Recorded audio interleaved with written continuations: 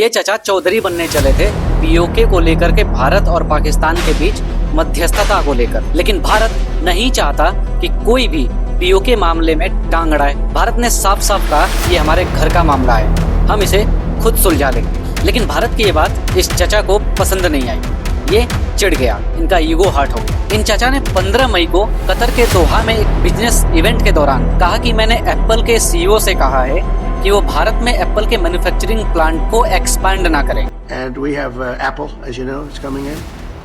And I had a little problem with Tim Cook yesterday. I said to him, Tim, you're my friend. I've treated you very good. You're coming in with $500 billion, but now I hear you're building all over India. I don't want you building in India. You can build in India if you want to take care of India, because India is the highest, one of the highest tariff nations in the world. इन्होंने कहा कि भारत में plant को expand करने की कोई जरूरत ही नहीं है, भारत अपना ख्याल खुद रख सकता है, क्योंकि अगले कुछ सालों में ग्लोबल आईफोन प्रोडक्शन का लगभग 25% भारत में करने का लक्ष्य था। लेकिन ये पलटू चाचा जो बोल रहा है, क्या ये पॉसिबल है? आईफोन क्या अपना प्लांट लेकर के अमेरिका जाएगा? अगर एप्पल कंपनी अपने प्लांट्स को लेकर के अमेरिका जाती भी है तो अमेरिका में इसकी प्रोडक्शन शुरू करने में सालों लग जाएंगे। और तो और एप्पल कंपनी को 25 से 30 बिलियन डॉलर इन्वेस्ट करने पड़ेंगे नए सिरे से प्रोडक्शन को करने के लिए और प्लांट को लगाने के लिए। भारत में जो आईफोन $1200 में पड़ता था, वही अमेरिका में बनने वाला आईफोन 3500 से $4000 में पड़ेगा, यानी कि सीधे 3 लाख रुपए में। तो भाई साहब, आईफोन तो भारत से जाने से रहा। मैं एज ए इंडियन